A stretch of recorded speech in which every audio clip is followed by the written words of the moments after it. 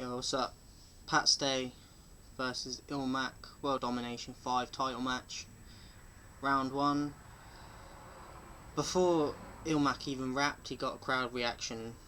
He approached Pat, got close to him, sort of looked up at him, and just basically was taking the piss out of the size, like the size difference between them. So before he even spit, Illmac was getting reaction.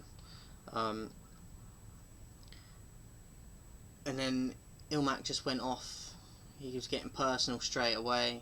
He had some witty bars about the size difference between them. That was his main angle for the first round. I thought it worked really well, and his flow, like, just how he delivers in it, like, it just looks effortless, and he's definitely a skilled veteran in it. Like, I always respected him. But just like, you got to take into consideration how he went to Canada. It's at Pat's home. There's a lot of factors that go into it, and I just thought his performance the whole battle was just top notch. So I couldn't help but be impressed by that. And to add to that, he's just like a total package to me. Like, he's got so many different skills. As for Pat, he opened his round like clowning on Ill for like the same thing really, for the size difference, basically saying that he's not a man because of his size, and like he don't ever get any women because of it, and just shit like that, like just joking about and that. But like straight away he was getting more reaction than Illmac was.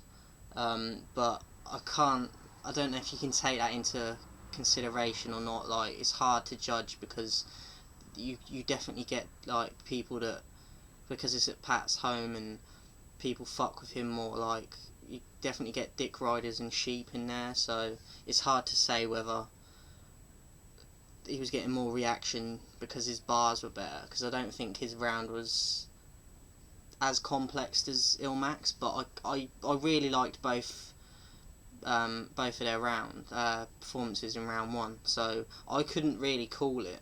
I had it as a tie, possibly a slight edge to Illmac, but I'm going to give it as a tie because I just liked both of them a lot. Round 2, straight back at it, Illmac was just barring away. He had a tribal tattoo bar which was fire, one of my favourite bars of the whole match. He then addressed the title match with Pat and Sharon, which I'm really glad he did, because not many people have really stuck up for Sharon on that since it happened, and I feel like Sharon got punked and it was very disrespectful to him and he didn't deserve it. So I'm glad that Illmac addressed that, because I certainly felt how Illmac felt, and it was a bit shifty, and like, you got to question what Organic was doing in that whole situation, to be honest. I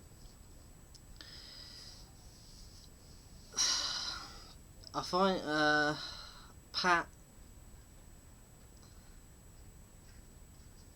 the last thing that Illmac had also was he talked about the Calico battle with Pat, saying that Pat bullies his opponents in his matches and wins it that way, other than sort of barring them away. And he said that when Calico touched your hat and got in your face, you didn't do nothing. So it's a nice little angle, I think. I don't think Pat really took to it that well. I think he tried to disguise it a bit, but I think it got to him. Pat tried to rebuttal the Calico thing, but it didn't hit, in my opinion. It was very shit, to be honest. It's just basically said that he could have had Calico and like smacked him, but anyone can say that. So that was it for Pat's second round. I was really disappointed with it. Like, I didn't feel he brung anything to the second round. Going into the third round, Illmac got very personal straight away. Had another fire bar about Pat being the face of the league.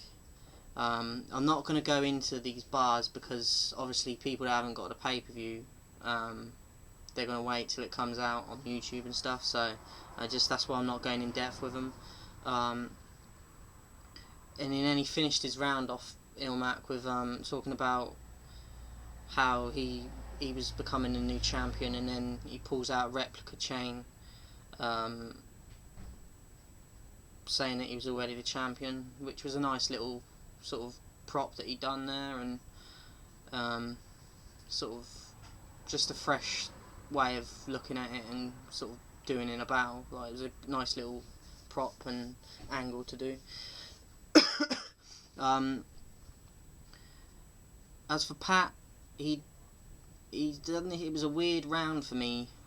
He kind of went into a story about how the shit he deals with being champion and the struggles he has that comes along with it.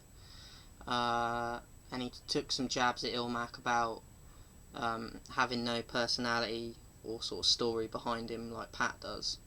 And he also went on about how real and sort of tough he is, like, and how Pat isn't, how Illmac isn't. I thought he delivered it well, but just because he did it, I felt like it was a passing over, passing the torch kind of moment, and it made me feel like the whole thing was a setup and it was predetermined for Illmac to take the chain, and that Pat just doesn't have the passion or the hunger for it now to like keep the chain and sort of motivate himself for it. Which it really annoyed me because I really liked Pat. I definitely think he was right about the personality thing. Like, no disrespect to Illmac, he's one of the best with a pen, and he's got so many skills. And like as a battler, he's up there. But I don't think he has that much of a personality. Like, it's just you see him like when he's battling, but outside of that, you don't really hear a lot. And he just doesn't really have the charisma and personality that Pat does, in my opinion, which was why I'm so annoyed about Pat, like, not having the passion about it anymore. But, you know, it is what it is. Shit happens, like, it's obviously going to have its benefits. It's going to free up people that can't travel to Canada to, like, Caustic. Like, I can't wait to see that matchup with Illmac. And it'll just give other states and that more opportunities, which is good overall. But I'm just gonna miss Pat as a champ, to be honest. Like, he definitely had something about him. I just wish he was still hungry for it. But so I'm gonna go at least 2-1 Illmac, possibly 3-0. But the first was really difficult to call for me. But yeah, Illmac definitely took it.